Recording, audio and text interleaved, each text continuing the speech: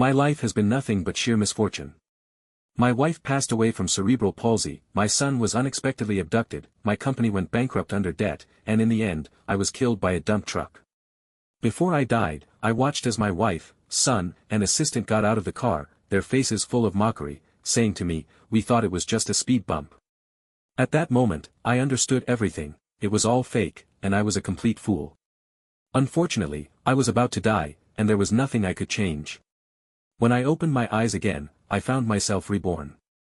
I quickly called the funeral home. "Hello. Is this the funeral home? My wife has passed away, please come quickly to take her away for cremation, and hurry up, I'll pay extra." Chapter 1. Just then, the phone rang. It was my wife Chloe, crying, "Honey, come home quickly. Our son has been kidnapped by traffickers." My mind went blank for a moment. When I regained my senses, I realized I had truly been reborn. Pretending to be shocked, I hung up the phone and drove home as fast as I could. I glanced at the date, it was exactly the same as in my previous life. I knew my son would be taken today. Actually, it wasn't a human trafficker at all. Chloe hid our son, and I'm 99% sure he's not biologically related to me because he looks so much like my company's personal assistant. In my previous life, when I was hit by a dump truck, I clearly saw Chloe, our son, and the assistant all in the driver's cabin. At that moment, I realized I had been completely fooled by them, they had taken everything from me. But thankfully, fate gave me a chance to be reborn. In this life, I will make them pay 100-fold. When I got home, Chloe immediately grabbed my arm and burst into tears. "Honey, you have to find our son quickly. He's the apple of my eye." I looked at her coldly, thinking her acting skills were truly impressive. Anger surged within me, this wasn't even my son, so why should I look for him? "He's the apple of your eye, not mine." I slapped her hard across the face. "Are you blind? You can't even keep an eye on such a big child. Useless." Chloe spun around from my blow and collapsed to the ground, her head spinning. She touched her swollen face and said tearfully, "Husband. Why did you hit me? You've never hit me before." Her best friend Zoe was stunned for a moment, then quickly helped her up and pointed at my nose, scolding, "This is domestic violence. You don't love her at all. Chloe already has severe cerebral palsy, aren't you afraid you might hurt her badly?" I smirked and gave Zoe a hard slap across the face. "If you didn't speak, no one would think you're mute. What were both of you doing back then? Two grown adults couldn't even keep an eye on a child, useless." I knew this Zoe was no good either. She works at the provincial hospital, and I suspect she was the one who issued Chloe's death certificate.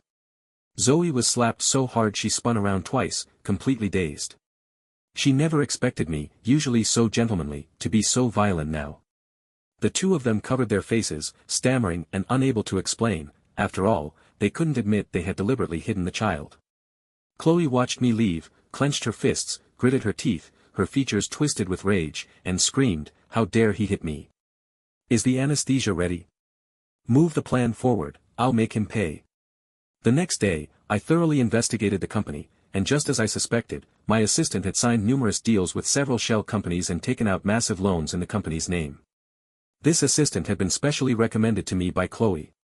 In my previous life, I worked from dawn till dusk, constantly busy with company affairs. Chloe often complained that I never had time for her, so she had her high school classmate come work as my assistant. From then on, she clung to me every day, not letting me go to the company. I had no choice but to let my assistant take full charge of the company's operations. Looking back now, they had planned it all along, keeping me tied up while draining the company, then walking away without a care. Just then, Zoe called, "It's terrible. Chloe has died from cerebral palsy. You need to come back right away." I still pretended to be shocked and hung up the phone. I knew their plan had been moved up, so I immediately made another call. "Hello. Is this the funeral home? My wife just passed away. You need to take her for cremation right now." The person on the other end said there was a queue. I panicked. "What? There's a queue? I'll pay extra. 10 times the price." The other person replied to me, "All right, sir. As long as the money is in place, even if your wife is alive, our funeral home dares to cremate her." I rushed back home and saw Chloe lying motionless on the bed, with Zoe crying beside her. When she saw me, she cried even harder. I sneered inwardly, everyone was putting on an act, so I'd play along too. Let's see who has the last laugh. I let out a loud cry, no, and then threw myself heavily onto Chloe's stomach. With sharp eyes, I immediately noticed Chloe's face twitch. It seemed I had pressed down on her quite hard. I pretended to be out of my mind, slapping Chloe's face hard. I was almost unable to hold back a smile at the corner of my mouth, so I quickly thought of some sad things to avoid giving myself away.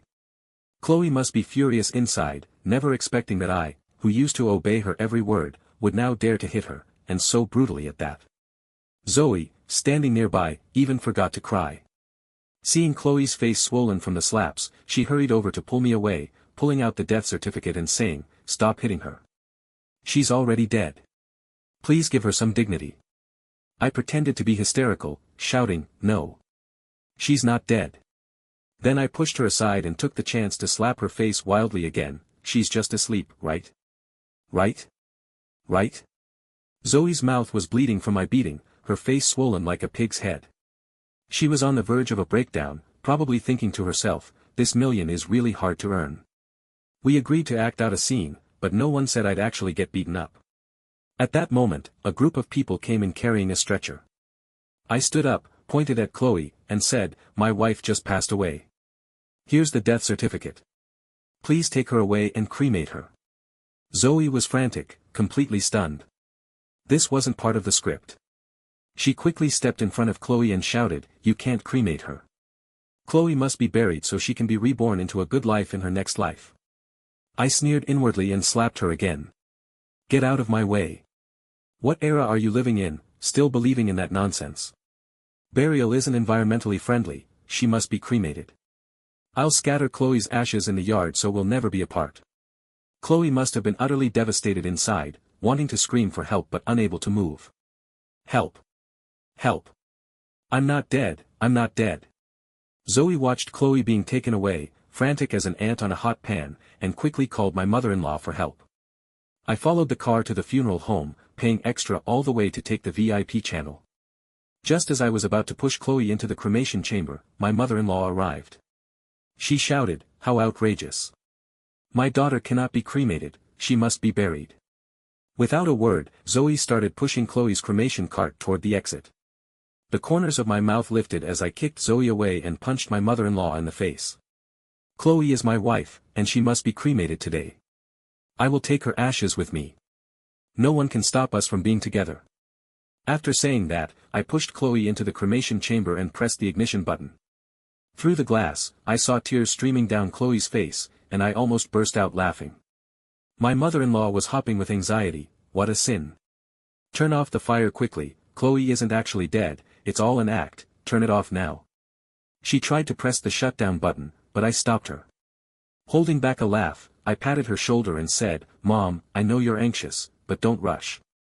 Let's wait until Chloe is cremated first." Zoe, pale-faced, knelt before me, crying and saying, "Chloe really isn't dead, we were just acting. Please turn off the fire, there's no time left, I beg you." I pretended to be deeply sad, squeezing out 2 tears as I said, "Enough. I know you can't accept Chloe's death. Later, I'll give you some of her ashes, so she can be with you forever."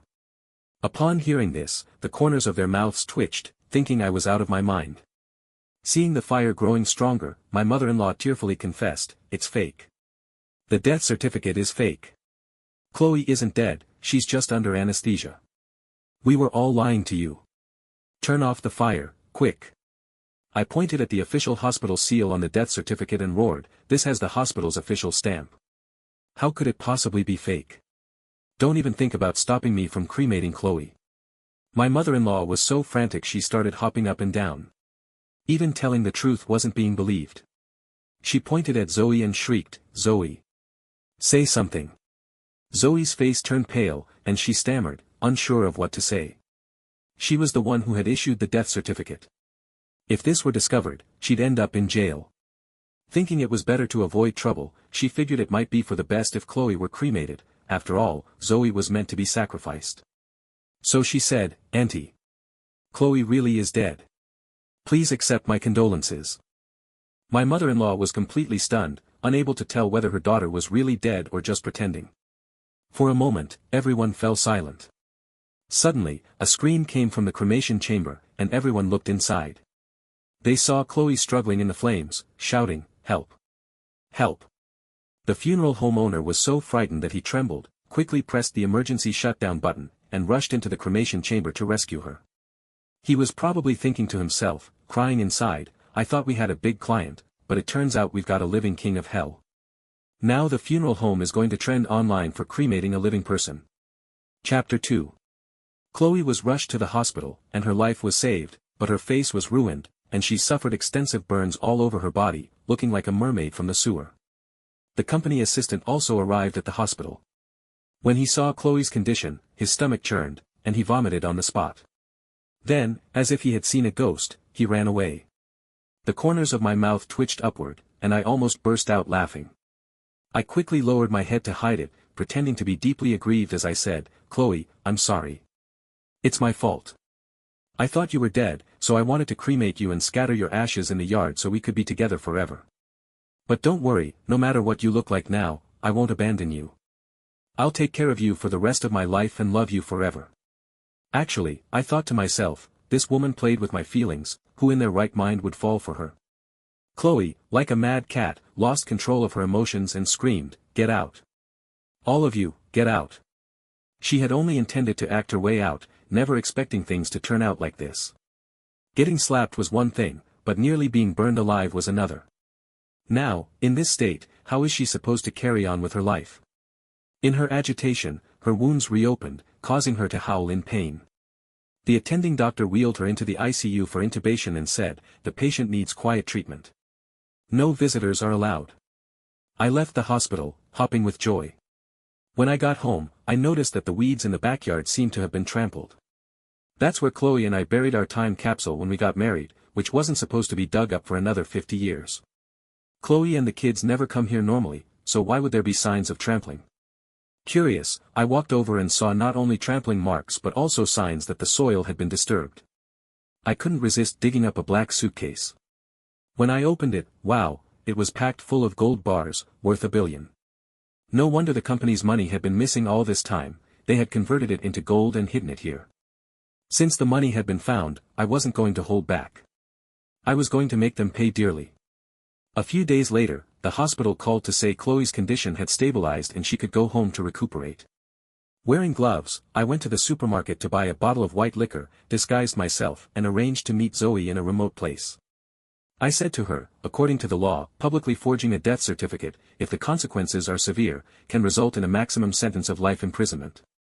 Zoe's face changed color, and she fell to her knees with a thud, trembling as she begged me, "Please, don't report me. I'll do anything you ask." I shook my head and handed her the bottle of white liquor with the label torn off. "Even if I don't report you, the person involved will. She's being discharged today. Take a couple of sips of this, then replace the 4 drip with it. Make it look like a medical accident and silence her forever." Zoe took the bottle, sniffed it, and her face turned pale. "I won't do it. This is murder. I'd go to prison. Do you think I'm stupid?" She lay on the ground, throwing a tantrum. "Chloe is my best friend. I won't harm her. Just report me." I was a bit surprised. This woman was quite clever. I immediately pulled 3 gold bars from my pocket and threw them on the ground. "Once it's done, you can fly to Freedom Country. This money will be enough for you to live on for the rest of your life." Zoe's eyes lit up as she stared at the gold bars, swallowing hard before saying, "Chloe is living a fate worse than death right now. It's better to let her find peace sooner. She should thank me." Watching Zoe leave, I called my subordinate and said, "Follow her. Stick to the plan." Then I went to the hospital and happened to run into the attending doctor changing Chloe's 4 drip. The doctor said, "Are you a family member? The patient's condition is stable. She can go home to recuperate. Go pay the bill and handle the discharge." I replied, "All right, I'll go do that right away." I took the bill, glanced at the 4 bag, smirked, and went to pay. My subordinate immediately reported that Zoe had switched the 4 fluid to Bigio. The show was about to begin. Chloe saw me return, held her forehead, and said weakly, "Husband, I don't feel well. I'm so hot, my heart is racing, and I can't catch my breath." I almost laughed out loud. Drinking that much Bigio, of course she'd feel hot, that was the point. I patted her bald head, turned the force switch to maximum, and said, "It's fine. You're about to be discharged, so you're just excited. Take deep breaths and relax." Chloe nodded and began adjusting her breathing. Suddenly, her eyes rolled back, her body stiffened, she started convulsing, and foam spilled from her mouth. I was startled. Was the ergoter that strong?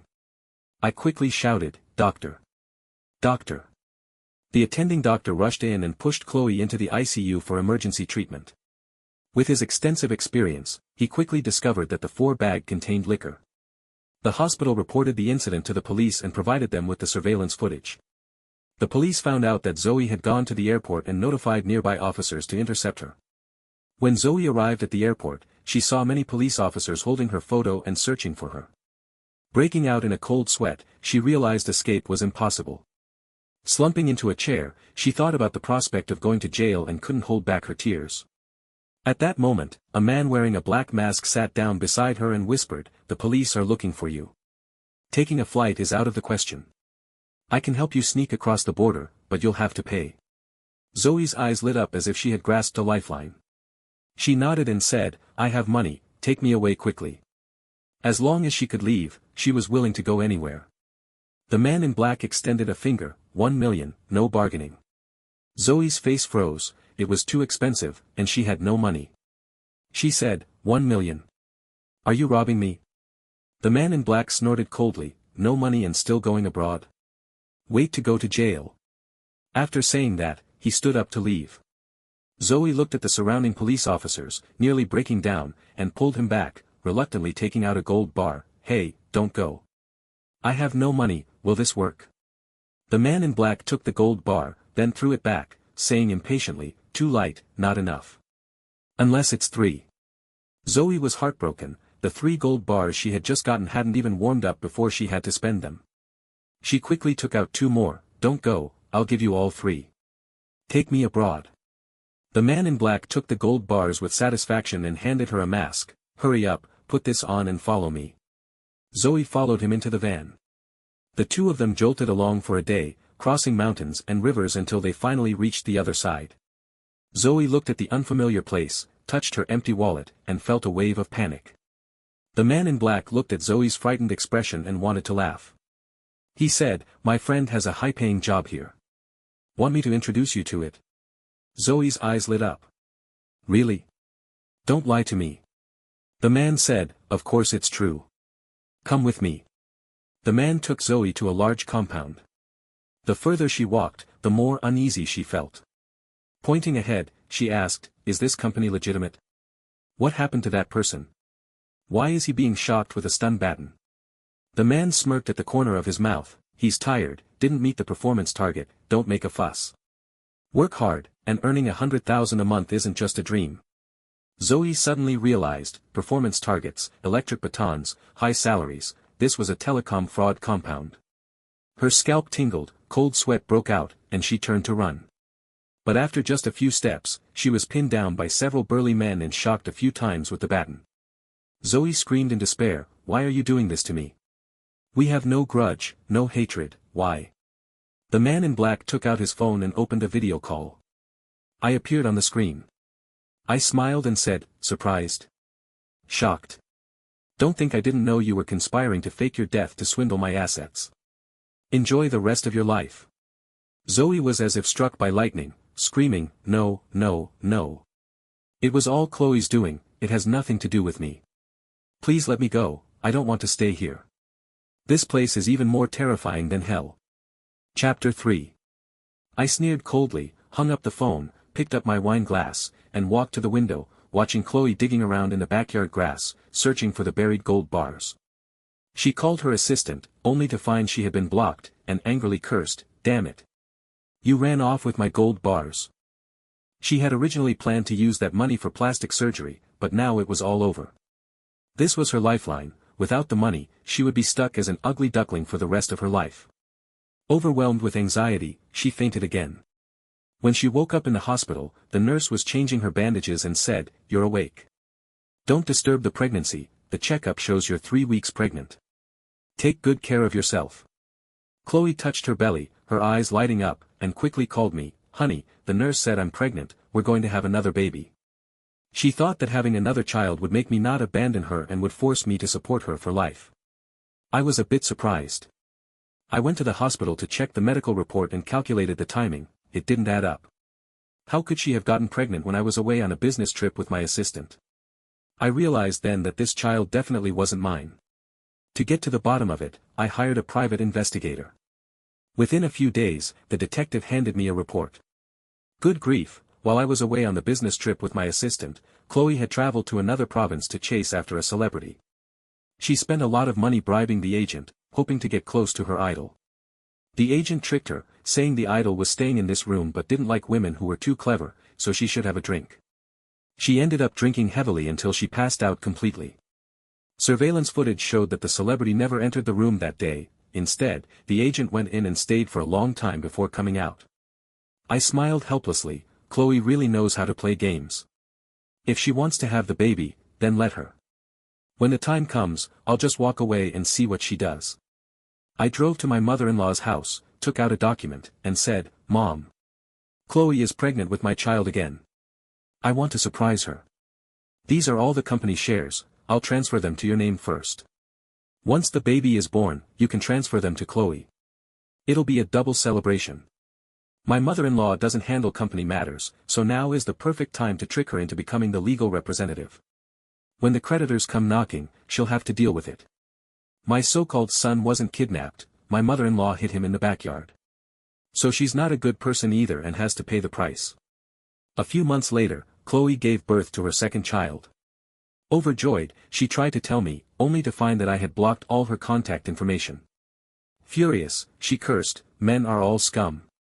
None of them can be relied on." In a fit of rage, she threw her phone and fainted again. I sold the villa in advance and flew to the city where my assistant was, ready to watch a good show. Over the past few months, my assistant's health had been deteriorating, and cauliflower-like growths had appeared on his body. Terrified, he dragged his tattooed girlfriend to the hospital for a checkup. While waiting for the results, he was on the verge of a breakdown, his eyes bloodshot as he pointed at his girlfriend and shouted, "Are you toxic? Why did you do this to me? How much poison is inside you?" His girlfriend dropped the act and yelled back, "Didn't you say you'd love me no matter what I was like?" The assistant slumped to the ground. He thought he had found a sweet girlfriend, but it turned out she was a biohazard. He was filled with regret, but he still clung to hope, thinking that his strong constitution might help him pull through. When the medical report came out, his heart completely died, and he ran out of the hospital like a madman. I smiled with satisfaction. This woman was someone I paid to make the assistant suffer a fate worse than death. After dealing with the assistant, I began the final step of my plan. Although Chloe was disfigured, she was living quite comfortably with the bride price I had given her before, which was not what I wanted to see. I disguised myself as a beggar and appeared on the road where Chloe was heading home. Chloe recognized me immediately, grabbing my hair and cursing, "You heartless man, how dare you abandon me and the child, run away, and even sell the house? Why don't you just die?" I pretended to be filled with guilt, not daring to look at her, and said with my head lowered, "I'm sorry. The company's funding chain broke, and we owe a huge debt. The house was auctioned off by the creditors. I was afraid of dragging you down, so I cut off contact." Chloe felt as if her heart had been pricked by a needle. The company's troubles were her doing. If she hadn't seduced the assistant, things wouldn't have turned out this way. She said, "But you should still pull yourself together. How did you end up a beggar? You smell awful." I shook my head with a bitter smile, picked up a half-smoked cigarette, and took a drag. I wanted to make a comeback too, but I'm out of money. It is what it is. I'm fine now, goodbye. Chloe frowned, her mind already calculating. The dowry money would run out sooner or later, and in her current state, she couldn't work. What would she do when the money was gone? Eat dirt? She called out, "Wait. How much money do you need to make a comeback?" I secretly rejoiced, she had taken the bait. I said, "At least 3 million. Chloe hesitated. This was all her money, what if I lost it? But if she didn't take it out, the money wouldn't last long anyway. Given her extravagant habits, she'd spend it all within a year. Might as well take a gamble. She said, "You gave me a 3 million dowry back then, and I never dared to use it. Now I'll help you." I pretended to be very excited, knelt on the ground, and cried, "Great. You're truly my good wife. I'll definitely earn a fortune for you and the child to spend. Just like that, I got 3 million, painted a big picture for Chloe, and then ran away. When Chloe found out I had fled, she was furious. She spent a lot of money to track me down, and after finding me, she kicked me to the ground and yelled, "Where's the money? Where's my money?" I was surprised she could find me and decided to trick her again. I said, "I'm sorry. The investment failed, and all the money was lost. I'm a useless man." Chloe's face twisted with anger as she slapped me across the face, screaming, "You useless piece of trash." She wanted to slap me again but was afraid of knocking me senseless, leaving no one to support her. She said, "Even if the money is lost, you can't just run away. Have you thought about what will happen to me and the child? Are we supposed to eat dirt? Can't you show a little responsibility? Don't just run off at the drop of a hat, I won't blame you. You could even find a job. I can't go to work like this, and we won't have money for the baby's formula next month." I hung my head, pretending to be deeply wronged, wiped away a tear, and said, "I want to work and support you too, but I don't even have money for rent, my credit is ruined, and I can't even get a loan from online lenders." Chloe gritted her teeth, exasperated by my lack of backbone, and said, "I'll figure out the money. You hurry up and find a place to rent, then get a job.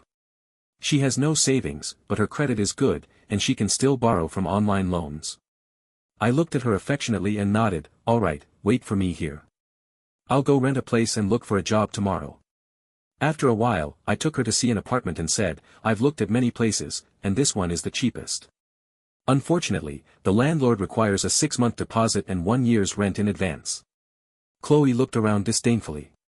There was nothing here, and the bed was just a hard plank. But she had no money and couldn't be picky. Saving a little was better than nothing, and since she had to live somewhere, she might as well go for the most cost-effective option. She said, "Fine, let's take this place. Hurry up and pay the rent, buy some furniture, and look for a job tomorrow." She transferred all the money from the online loan to me, thinking she could finally feel at ease staying at home. The next day, I made an excuse about going out to look for a job and ran off again. Chloe waited until midnight, feeling something was off, and when she called, she found I had blocked her again. Furious, she cursed, "You ran away again." She smashed all the furniture in the room. The next day, several security guards rushed into the room and threw Chloe out. Chloe was livid. Yesterday she had been deceived by me, and today she was being kicked out. She angrily shouted, "What are you doing? This is my room. I just paid a year's rent yesterday. Do you believe I'll call the police on you?" The security guards looked at her as if she were a fool and said, "What do you mean your room? This is an employee dormitory. Get out now, or we'll call the police." Chloe was stunned for a long time before she realized that I hadn't rented a place at all, I had just tricked her out of her money. She cursed, "You damn scoundrel, you'll die a horrible death. Don't think I can't live without you." She was furious and decided to go back to her parents' home. On the way, she saw her mother carrying luggage, looking haggard, as if she was about to go out. She asked, "Mom, what's wrong? Are you going somewhere?" When her mother saw her, her anger flared up instantly. "How dare you ask me? You tricked me into being the legal representative of your company, and now creditors are knocking on the door. The house has been taken away. If I hadn't agreed to pay off the debt with my pension every month, I'd be in jail. How dare you still call me Mom? I don't have a daughter like you." Chloe's face turned pale, and she told her mother about her own ordeal. Upon hearing this, her mother's blood pressure shot up. She took out her phone and posted the whole story online. The incident blew up on the internet, and everyone cursed me for being heartless. Someone even posted my address, and my windows were smashed with rotten eggs. I couldn't take it anymore, so I took out 2 paternity test reports and the divorce judgment, recorded a video, and posted it online. Public opinion instantly reversed. It turned out I was the victim. Netizens started cursing Chloe, saying she deserved it and should have been cremated. Chloe's mother was so furious her face turned green.